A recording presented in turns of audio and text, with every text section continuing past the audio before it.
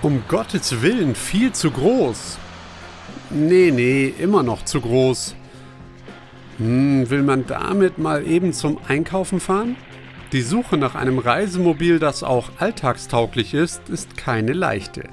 Zu lang, zu hoch, zu unhandlich, das trifft auf fast alle Camper zu. Okay, ein Fahrzeug der VW-Bus-Klasse ist schon ein ganz guter Kompromiss, aber auch hier gilt, warum dauernd die im Alltag nie benötigte Campingausstattung durch die Gegend kutschieren? Besser wäre dann doch ein Pickup mit Absetzkabine. Kabine runter und den Wagen als Alltagsauto nutzen. Das muss sich doch anstelle eines Zweitwagens lohnen, oder? Immerhin bedeuten 2 Autos doppelte Kosten. Versicherung, Steuer, Werkstatt, Wertverlust. Und dann muss man den Camper ja auch noch irgendwo unterstellen. Kostet in der Regel auch Geld. Im Explorer Nummer 6 behandeln wir das Thema Einwagen oder Kleinwagen ausführlich und rechnen die Kosten vom Defender über einen Grand Canyon bis hin zum California mal durch. Das Ergebnis dürfte euch überraschen. Da es aber eine Menge Zahlen sind, guckt ihr euch die lieber auf Papier oder im E-Paper genauer an. Hier im Film beschränken wir uns auf Pickups.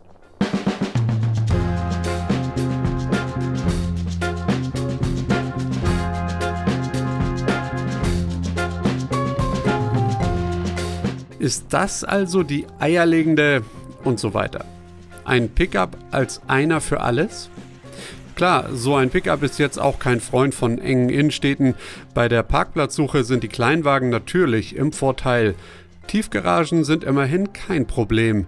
Mit Straßenbereifung wäre er also durchaus alltagstauglich und der Verbrauch von ca. 8 Litern auf 100 Kilometern für einen leeren Pritschenwagen ist auch realistisch. Ein weiterer großer Vorteil: Man kann die Wohnkabine auch dann noch nutzen, wenn man die Basis mal erneuern muss. Wer in Zukunft also von Diesel auf was auch immer umsteigen will, kann das einfach tun. Und mit den alten 4 Wänden weiter auf Tour gehen. Thema Wertverlust: Stellt man die Kabine irgendwo unter, verliert sie weniger an Wert, da sie nur für ein paar Wochen im Jahr genutzt wird.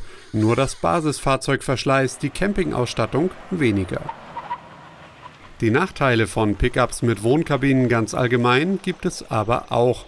Sie kratzen zum einen bedenklich oft am Gewichtslimit und sind eher hecklastig unterwegs.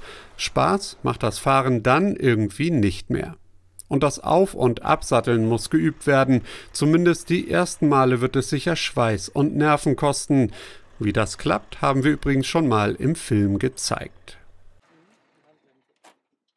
Und noch etwas spricht eventuell gegen unsere Thesen vom Alltagsauto Pickup. Die Kabine möchte man im besten Fall wettergeschützt untergebracht wissen. Glücklich ist, wer das im eigenen Vorgarten schafft. Alles andere kostet Geld, denn auf der Straße dürfte die Wohnbox maximal 14 Tage parken. Im Schnitt kann man wohl von 100 € pro Monat für einen Platz ausgehen. Machen wir doch mal eben eine Rechnung auf. Keine Angst, dafür nutzen auch wir nur unsere mathematischen Grundkenntnisse. Aktuell kostet ein Ford Ranger Wildtrak Extra Cab rund 50.000 €. Dazu kommt dann eine Kabine, im Schnitt liegt die bei 30.000 €.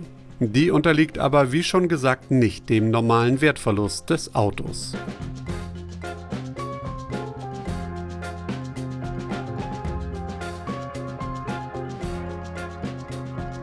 Bei durchschnittlich im Jahr gefahrenen 13.300 Alltagskilometern kutschiert man sein Vehikel pro Monat also 1.108 Kilometer durch die Gegend.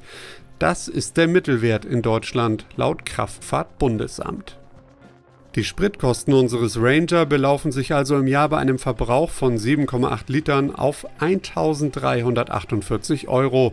Der 2-Liter-Motor mit 213 PS kostet 198 € Steuern. Die Teilkasko 1.897 €, macht 3.443 € im Jahr. Der Wertverlust schlägt pro Monat mit 498 € zu Buche, sind im Jahr also 5.976 €. Dazu kommen Reparaturen von durchschnittlich 1.608 € im Jahr. Rechnet man alles zusammen, sind wir bei stattlichen 82,9 Cent pro gefahrenem Kilometer. Damit liegen wir zwar unter einem VW California mit seinen 90 Cent pro Kilometer, doch jetzt kommt's. Schafft ihr euch als Zweitwagen einen kleinen Stadtflitzer, zum Beispiel einen Citroën C3 an, sieht die Rechnung folgendermaßen aus. So ein Auto ist logischerweise überall günstiger und braucht auch keinen Stellplatz. Am Ende kommen wir auf 36 Cent pro Kilometer. Berechnet man die Unterbringung des Reisegefährten mit ein, lohnt sich ein Zweitwagen als Besitzer eines gängigen Pickups mit Kabine schon ab etwa 8.000 im Alltag zurückgelegten Kilometern pro Jahr. Klar, das ist jetzt mal beispielhaft gerechnet, dennoch zeigt sich, es macht kaum Sinn, sein Reisemobil im Alltag zu nutzen, es sei denn, man ist so gut wie gar nicht mit ihm jenseits vom Urlaub unterwegs. Und wie macht ihr das? Schreibt das doch gern mal in die Kommentare.